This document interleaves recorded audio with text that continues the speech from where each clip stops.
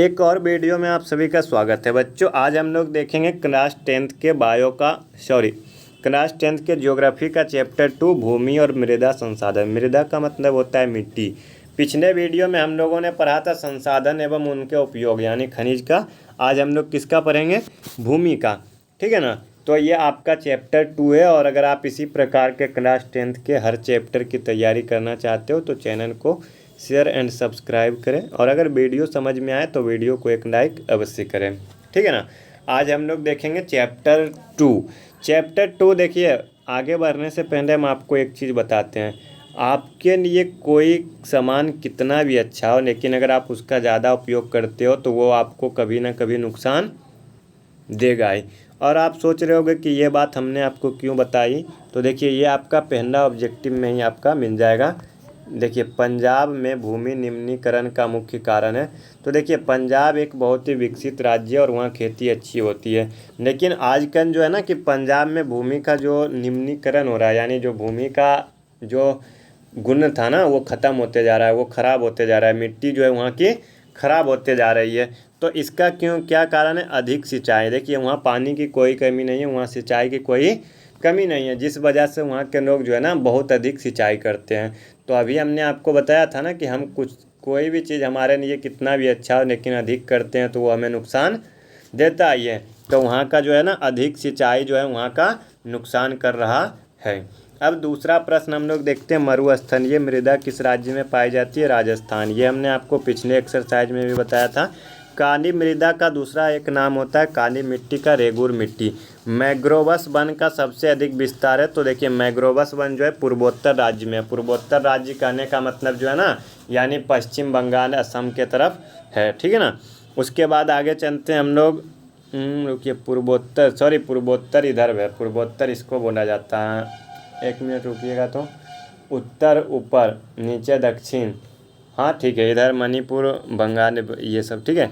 उसके बाद देखिए डाकुओं की अर्थव्यवस्था का संबंध है संसाधन के अनियोजित दोहन से, यानी मतलब जो संसाधन का हम लोग क्या कर रहे हैं अधिक देखिए डाकू का काम क्या होता है? जिसकी ज़रूरत नहीं होती है वो भी करना। ठीक है ना। तो संसाधन का अगर हम लोग ज़रूरत नहीं है फिर भी अगर उसे हम बर्बाद कर रहे हैं तो वो किसका काम है? एक प्रकार से डाकू का काम है।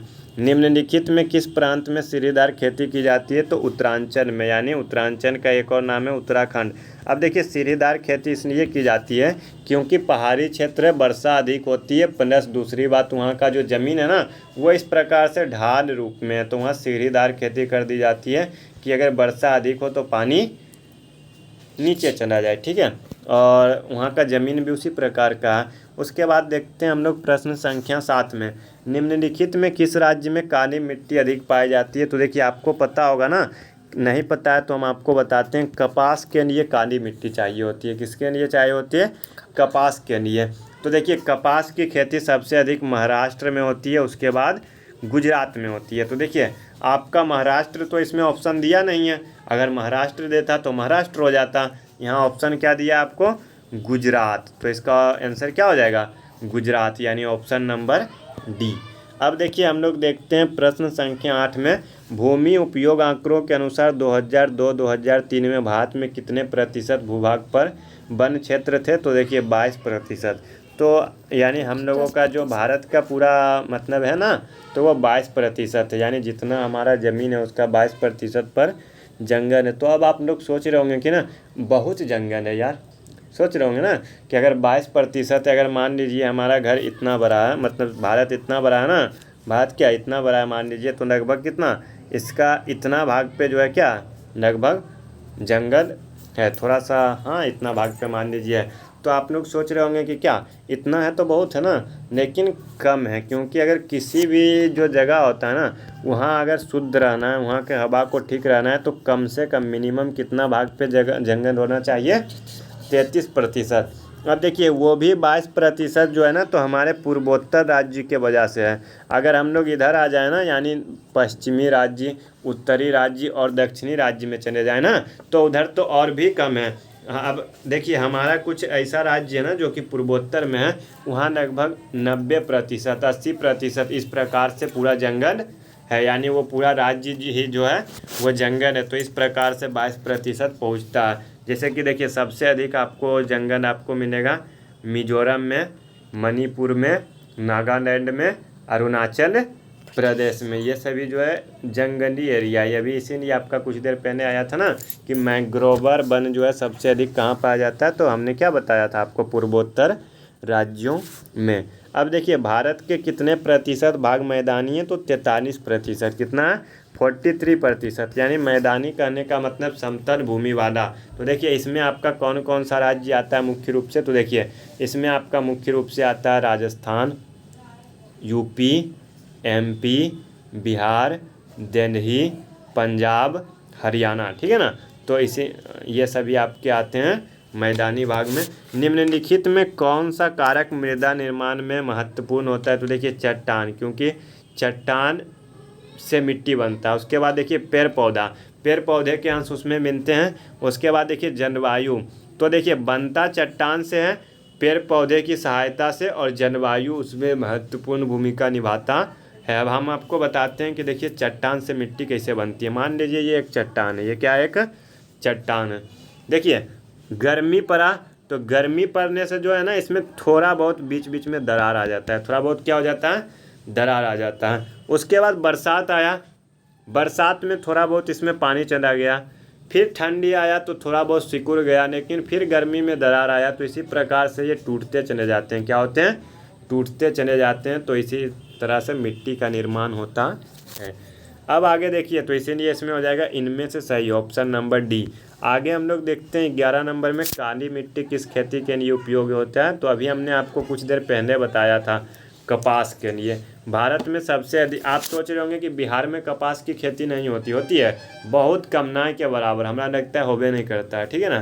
तो इसलिए इसका क्या ये, क्योंकि बिहार में काली मिट्टी नहीं पाई जाती। भारत में सबसे अधिक विस्तार किस मिट्टी का है, तो जलोढ़ मिट्टी का, ठीक है। और जलोढ़ मिट्टी खेती के लिए एक बहुत ही उपयुक्त मिट्टी है, यानी अनाज जो हम लोगों का सबसे अधिक कहाँ उगता है?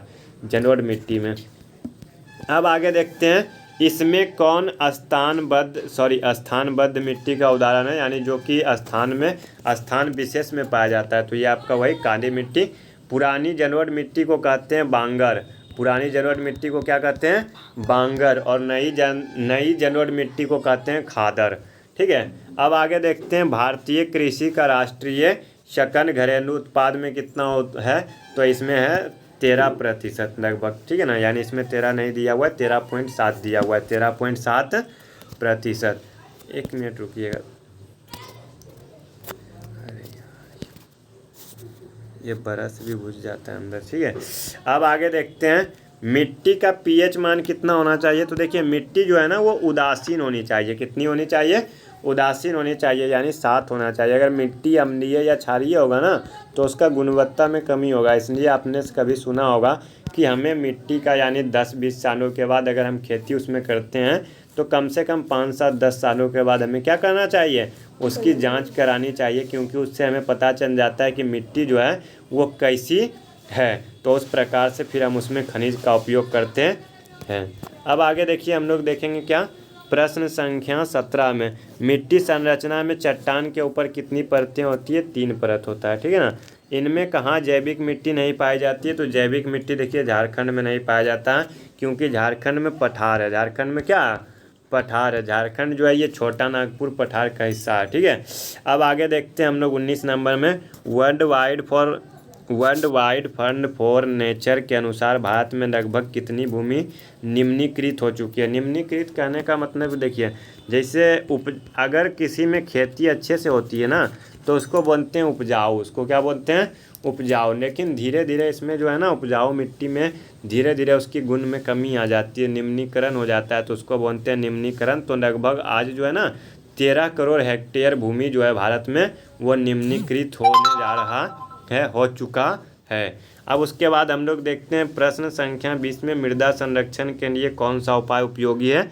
तो देखिए हमें पशु को कम चराना है, अगर चराना भी है ना तो ऐसे जगह पे चराना है कि वो पूरा घास को नहीं खा पाए, क्योंकि घास जो होता है ना हमारे निम्नीकरण को होने से बचाता है। अगर घास रहेगा ना तो बरसात में वो घास अगर गलेगा उस मिट्टी में तो वो फिर क्या करेगा? वो मिट्टी दोबारा से उपजाऊ होगी। तो हमें चराना है, लेकिन कम चराना है, इस प्रकार से नहीं चराना है कि जहाँ पे चराए वहाँ का वो पूरा घास खा जाए, क्योंकि देखिए गाय वगैरह जो होता है, गाय बकरी ये सभी घास को पूरा चुन चुन के खा जाता है, ठीक है। उसके बाद देखिए समुच्च रेखीय जुताई और खेतों में ह्यूमस डालना, हमें ये सभी काम करना है। तो जिस प्रकार से हमारा क्या हो जाएगा, मृदा संरक्षण होगा, तो ये ऑप्शन नंबर डी हो जाएगा। तो इस प्रकार से देखिए आज हमने क्या किया, जियोग्राफी का चैप्टर 2 भी समाप्त कर दिया। तो इसी प्रकार से जो है ना आपको हर सब्जेक्ट का ऑब्जेक्टिव यहाँ पर समाप्त किया जाएगा।